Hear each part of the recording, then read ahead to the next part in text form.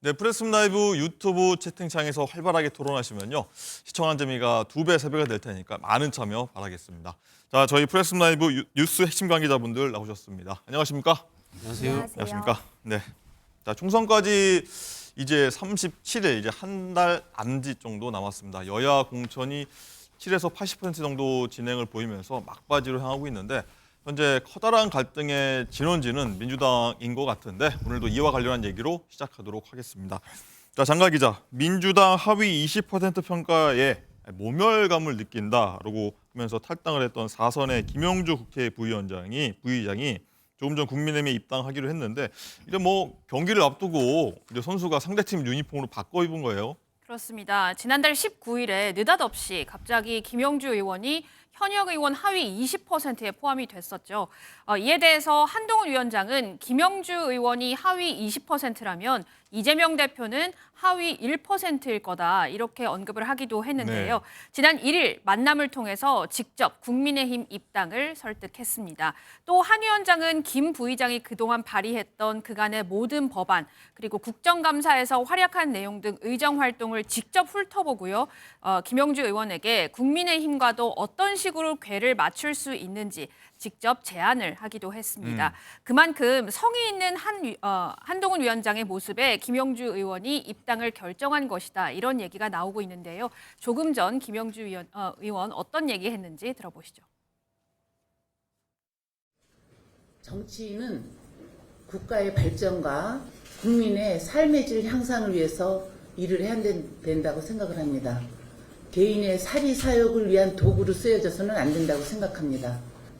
제가 3월 1일 날 한동훈 비대위원장님 뵙고 이렇게 입당을 빨리 하게 되지 않았냐 하는 언론에서 저에게 질문을 했을 때 그랬습니다. 그 3일이라는 시간이 저한테는 굉장히 길었습니다. 결정을 빨리 내려야 저도 제 진로를 택할 수 있고 국민의힘에서도 거기에 대한 일정을 할 수 있다고 생각합니다. 여지껏 저를 뽑아준 영등포 구민과 저를 4선까지 만든 대한민국을 위해서 일을 해왔듯이 앞으로도 생활정치 그리고 우리 주변 발전을 위해서 제 역할이 있다면 마다하지 않겠습니다. 우리 국민의힘은 자유민주주의 정당입니다. 다양한 생각을 가진 사람들이 우리의 기본 철학을 공유한다면 더 강해지고 유능해질 수 있습니다. 김영주 부의장 같은 분이 오셨을 때 저희는 더 강해지고 유능해질 수 있다고 생각합니다. 김영주 부의장 같은 생각 정도의 생각은 지지하지만 국민의힘을 지지하기는 조금 불편하고 껄끄러웠던 분들도 계실 수 있잖아요. 김영주 부의장 같은 분이 오시면 많은 국민을 대변할 수 있는 정당이 될 수 있을 거라고 생각합니다. 네, 김영주 의원이 야구 점퍼, 빨간색 국민의힘 야구 점퍼를 입은 장면, 그리고 조금 전에 한동훈 비대위원장 파란색 넥타이를 맸던 장면이 조금 좀 생경하게 보이는데 박지영 부원장님, 일단은 김영주 의원이 4선의 국회 부위원장입니다. 그리고 거물이죠. 국가의전설 9위. 그런데 일단은 민주당이 자기가 돌아갈 다리를 끄는 거다. 어쨌든 민주당 때문이다 취지의 발언을 했는데 어떻게 들으셨습니까? 다리는 본인이 끊으신 거죠. 오늘 국회 한 번 더 하고 싶으시니까 당을 옮긴 거 아닙니까? 사실 국회 부의장 정도 했으면 대부분의 정치인들이 연세도 있으시고 하면 은퇴하는 게 맞아요. 당에 그대로 있더라도 후진을 위해서 은퇴하는 게 맞는데 계속해서 내가 국회의원을 하고 싶으니까 당적을 바꿔서라도 해야 되겠다는 욕망이 강했다. 이런 생각이 들고요. 저는 저도 정치권에 4, 5년 가까이 있었습니다만 네. 모든 정치인은 사리사욕을 위해서 정치합니다. 그럼 저는 거기에 대해서 이제 이준석 대표가 예전에 선당후사는 없다 이런 이야기 했지 않습니까? 마찬가지입니다. 모든 정치인들이 사리사욕을 위해서 정치합니다. 본인의 권력욕, 명예욕을 위해서 정치를 하는데요. 다만 이것이 공적인 마인드와 어느 정도 균형을 맞추느냐 하는 것이 정치인의 기본 태도거든요. 그러나 이제 이렇게 정당을 바꾸고 할 때는 이 공적인 마인드보다는 이 본인의 욕심이 51%로 더 넘어선 그런 경우죠. 개인적으로 안타깝고 억울할 수 있습니다만은 그러면 이제까지 정당 정치하면서 국민의힘을 향해서 비판했던 부분들은 다 그러면은 국회의원이 되기 위한 특정 정당에 몸담기 위한 하나의 과정으로서 술수로서 그렇게 했다는 겁니까? 저는 이렇게 한국 정치가 이쪽들 빼와서 상대편 돌에 박듯이 해서 게임하듯이 하는 이런 정치가 아니라 정말 가치와 철학을 가지고 가치와 철학이 맞으면 자기가 손해가 좀 보더라도 남아있고 하는 그런 정치를 좀 바꿨으면 좋겠다 이런 말씀 드리고 싶네요. 네. 개인 의견과 아무튼 논평까지 해주셨는데 서정욱 변호사님 일단은 김 부위원장이 국민의힘으로 당적을 일단 옮기고 나서 이제 앞으로가 어떻게 할지가 궁금한데 현재 지역구인 영등포 갑에 출마할 거란 관측이 지배적인데 국민의힘이 공천을 할지 뭐 예비 후보들 반발 좀 있을 거 아니겠습니까? 어떻게 될 거라고 좀 전망을 하시겠습니까? 지금 이제 그 식사했던 한동훈 위원장하고요. 네. 그 식당인데 이상민 의원하고 식사했던 같은 식당입니다. 아 그렇군요. 이 말은 이제 같은 길을 갈 거로 보여요. 나 국민의힘에 입당했던 이상민 의원과 같은 식당에서 식사했다. 예. 이 말은 이제 같은 길을 간다. 이 말은 이제 이상민 의원도 유승을에 전략공천했죠. 네. 결국은 이제 국민의힘에서 전략공천으로 영등포 갑에 줄 것 같아요. 거기에 네 분이 예비 후보가 있거든요. 근데 그 중에 그 하종대 언론인 있잖아요. 예. 이분은 이제 그 선당 우사로 돕겠다. 이렇게 이미 발표를 했습니다. 따라서 저는 뭐 영등포 가면 이제 그 공천 전략 공천이 될 거고. 그리고 이제 그 조금 전에 이야기했지만 지금 이거는 욕심이 아니고요. 제가 보기에 명예회복 같아요. 지금 이제 민주당은 박지원, 그다음에 정동영, 그리고 사선의 조정식, 정성호 다 주고 있잖아요. 근데 왜 김영주 부회장만 거의 컷오프에 준하게 하위 20%한 거 아닙니까? 근데 채용 뭐 비리 저 처음 들어봅니다.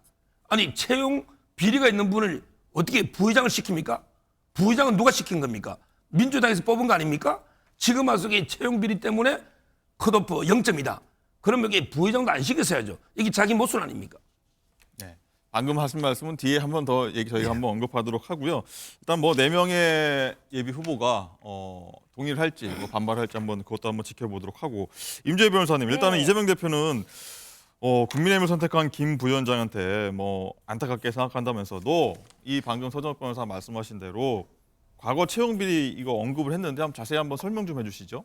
네, 그렇습니다. 이재명 대표, 김 부의장의 탈당과 관련해서 개인적인 선택의 문제이긴 하지만 함께하지 못해서 아쉽다 이런 말을 남겼습니다. 그러면서 이제 기자들과 만나서요, 김 부의장님이 이 하위 20% 평가에서 하위 20%에 들었다는 점이 사실 어떻게 보면 탈당에 있어 가장 결정적인 요소로 작용했다고 볼 수 있을 것 같은데요.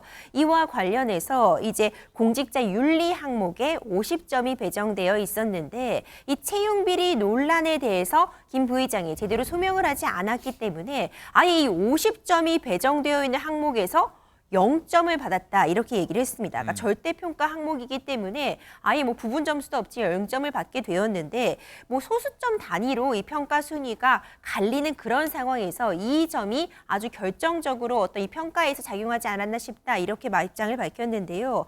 사실 50점이라는 막대한 점수가 포진되어 있는데 여기서 0점을 받았다면 당연히 하위 20%에 들 수밖에 없는 그런 상황이잖아요. 높죠. 이 점에 대해서 이제 강력하게 또 다시 한번 어필을 하면서 이 평가에 대한 또 다시 본인은 이제 정당했다 이런 입장을 다시 한번 밝힌 것으로 보입니다. 네. 자, 이 대표 발언에 김영주 부위원장, 부의장 그리고 한동훈 비대위원장은 어떤 반응을 내놨을지 한번 듣고 오시겠습니다. 여기에 대해서는 나는 경찰 조사 받은 적도 없고 검찰 수사 받은 적도 없고 그래서 여기에 대해서는 아무 연관이 없다 해서 그걸 보냈는데 19대 20대에 걸쳐서 다 끝난 일인데 이재명 대표가 정말 많이 다급하셨나 봅니다. 김영주가 0점이면 혹시 이재명은 마이너스 한 200점쯤 되나요? 제가 이재명 대표를 참 대단하다고 생각하는 건 그런 뻔뻔함입니다. 예, 이재명 대표 말에 두 사람이 굉장히 반발을 했는데 그리고 임재 변호사님 또 한동훈 위원장이 김민석 민주당 총선 상황실장에 대해서도 뭐 굉장히 좀 거세게 좀 비판을 이어갔어요. 공세를 주고 받았어요. 그렇습니다. 이 김영주 의원이 사실 정치 거물이라고 앞서서도 평가를 주셨잖아요. 지역구에서도 상당히 영향력을 끼치고 있는 그런 인물입니다. 그렇다 보니 지금 지역구의 당원들과 함께 탈당을 할 것이다. 이런 얘기가 나오게 되면서요. 김민석 상황실장은 이와 관련해서 함부로 이 당원들을 탈당을 권유하거나 강요하는 이런 행위는 법적으로 정당법 위반 등에 해당할 수 있으며 과거에도 법적으로 제재를 받은 바가 있으니 유념해달라 이렇게 강조를 하면서 누가 봐도 김 부의장을 좀 저격하며 견제에 나서는 그런 모습을 보였거든요. 한동훈 비대위원장 이에 맞섰습니다. 이와 관련해서 좀 날선 공방이 오고 갔는데요. 통상 철새 정치인이란 말은 명분 없는 탈당이나 개인적 이익을 위해서 당을 자꾸 바꾸는 사람을 의미하는데 이런 철새 정치인 하면 누가 가장 먼저 떠오르는가? 바로 김민석 의원이다. 이렇게 말을 하면서요. 네. 김민석 의원이 과거에 2002년도 당시에 이제 탈당을 했던 전력들 그 이후에도 좀 당적을 바꿨던 그런 점을 언급하면서 오히려 김민석 의원이 이렇게 자주 탈당을 하는 그런 철새 정치인에 해당을 하는데 누가 누구를 나무라느냐 이렇게 좀 날선 네. 공방이 주고받기도 했습니다. 네, 이재명, 김영주 의원 싸움에 한동훈, 김민석 이 두 분의 싸움으로 또 옮겨간 듯한 느낌도 드는데 어쨌든 박지영 부원장님 일단은 이재명 대표가 탈당하는 인사에게 뭐 소위 말하는 뭐 뼈 때리는 말을 한 건지 아니면 좀 악담을 퍼부은 건지 뭐 팩트 체크도 사실 필요할 것 같긴 한데 어떻게 들으셨습니까? 김영주 의장하고 이재명 대표 관계가 나쁘지 않아요. 과거에 한때 이제 정세균계를 같이 하기도 했고요. 예. 그런 분이고 또 이 김영주 의원이 사실 뭐 실력은 별로 없었는데 인격적으로 평판이 좋으세요. 개인 의견이십니다. 네, 개인 의견입니다. 네, 개인 의견입니다. 그래서 이제 고용부 장관도 하신 건데 그런 네. 좀 아쉬움도 같이 포함되어 있는 것 같은데 이걸 또 막 정쟁으로 과도하게 또 비화시키는 것 같은데 우리 김민석 의원이 뭐 그 철새 이야기도 들었습니다만 근데 네. 생각해보면 본인 좀 억울할 수 있어요. 지금 우리가 민주당에서 중도로 빠져나가는 의원들, 뭐 새로운 미래라든가 이런 의원들 보고 철새라고 하지 않습니다. 철새는 완전히 적대적인 곳으로 넘어가야지 이게 철새, 북극에서 남극으로 가야 철새인 겁니다. 네. 김민석 의원이 그 당시에 정몽준 노무현 단일화를 위해서 본인이 넘어간 거예요. 예. 본인은 또 나름대로 또 명분도 있었던 거고 철새라면 그때 한나라당으로 이해창 총재품으로 갔어야죠. 그게 완벽한 철새다라는 말씀을 드리고 싶고요.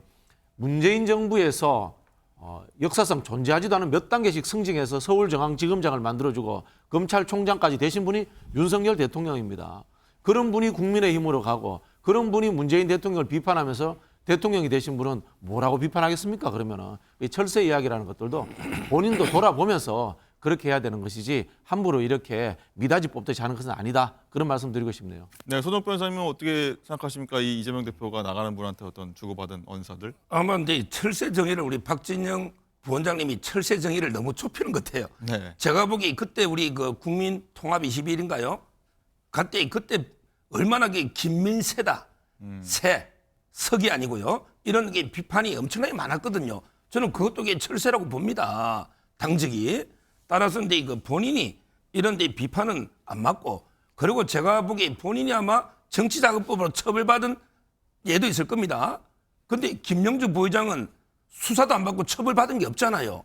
따라서 이제 그 김민석 의원이 저는 김영주 의장 비판한 거는 본인부터 되돌아봐야 된다. 이래 봅니다. 네. 철새라는 게 쉽게 써도 되는 표현이 모양이네요. 윤석열 대통령 그럼 뭐 펠리컨 같다라 이런 느낌이 듭니다. 저는. 알겠습니다. 예. 그리고 박지영 부원장님, 일단은 민주당 현역 의원이 탈당 후에 지금 국민의힘으로 당적 바꾼 게 이상민 의원에 서 두 번째입니다. 그리고 지자체장까지 포함하면 김윤식 전 시흥시장 그리고 조광한 전 남양주시장까지 포함하면 4명으로 늘어나는데 어떻게 보십니까? 이 긍정 부정 뭐 여러 말이 나오고 있는데 이런 현상들 어떻게 보십니까? 말씀드렸잖아요. 행태에 대해서는 비판해야죠. 자당에서 불편함 그리고 또 불이익을 봤다고 생각할 수 있습니다.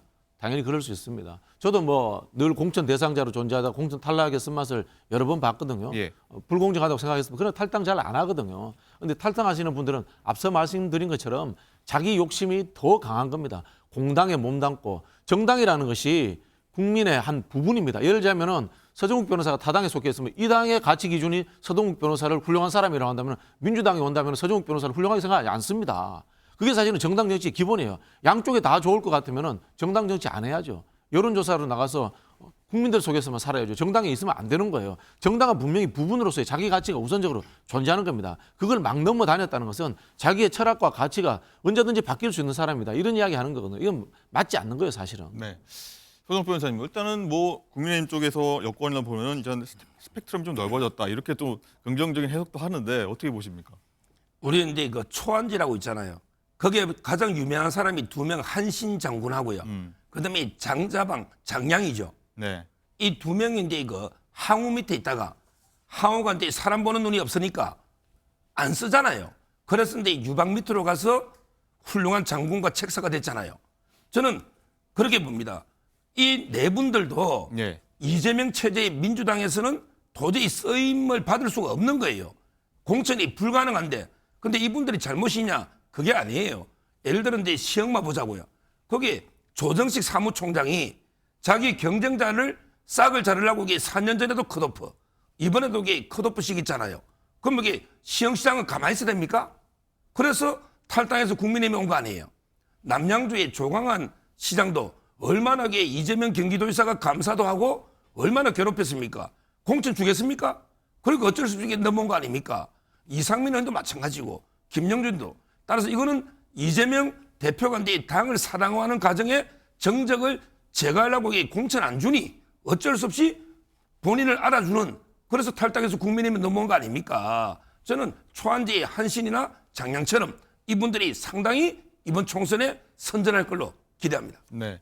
아까 말씀하신 부분을 민주당 공천관리위원회에서 좀 결정을 했다, 개인이 아니라, 이런 말씀 한번 드리면서 일단 어떻게 보십니까? 이 서정욱 변호사 하나 더 질문 드리면은, 아까 박지원 부원장 초입에 좀 말씀하셨지만 김영주 의원이 차기 최초의 여성 국회의장을 염두에 두고 옮긴 거 아니냐, 이런 지적에 대해서는 또 어떻게 말씀하시겠습니까? 뭐 그까지 이제 그 생각 5선 가지고 또 이게 의장이 됩니까? 지금 이제 국민의힘에 뭐 5선 해가 다음에 이기면 6선 되는 이런 분들이 많이 있습니다. 뭐 정진석 의장도 있고, 예. 그다음에 주호영 의원도 있고. 따라서 이제 뭐 저는 5선 된 데서 국회의장이 된다는 보장도 없고, 그걸 염두에 둔 건 아니고, 저는 본인의 명예 회복, 그다음에 못다 이룬 정치의 꿈, 네. 이것 때문에 왔다 봐요. 알겠습니다. 자, 장가 기자, 이런 가운데 국민의힘 공천 작업이 한 80%, 한 85% 정도 진행됐다고 하는데 막바지 퍼즐 맞추기, 그리고 좀 여러 좀 지적들도 나오고 있어요. 그렇습니다. 그중에서도 좀 험지 출마를 공언했었던 박민식 전 국가보훈부 장관 얘기를 먼저 해보면요. 예. 박 전 장관은 영등포 을에다가 공천 신청을 했지만 해당 지역구가 경선 지역으로 되면서 출마를 포기했거든요. 그런데 한동훈 위원장이 박 전 장관에게 강서을 출마를 요청을 했습니다. 이곳은 현재 민주당이 차지하고 있는 지역구인데요. 박 전 장관은 험지에서 희생하겠다, 이렇게 의지를 밝혔습니다. 이런 가운데 국민의힘은 영입 인재들의 공천 결과가 현역들과 너무 차이가 난다, 이런 주장이 나오고 있는데, 그러니까 현역들은 거의 대부분이 순조롭게 공천을 받고 있는데 영입 인재들은 승리 장담이 안 되는 험지로 보내지고 있기 때문입니다. 또 출마 후보 중에서는 여성이나 청년이 좀 적다, 이런 비판도 나오는데요. 당에서는 이를 좀 비례로 보완해 보겠다는 입장입니다. 네.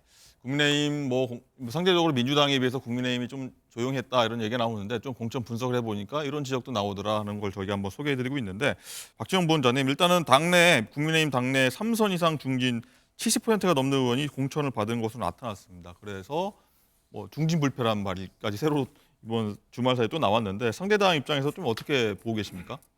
김건희 여사님 덕이죠.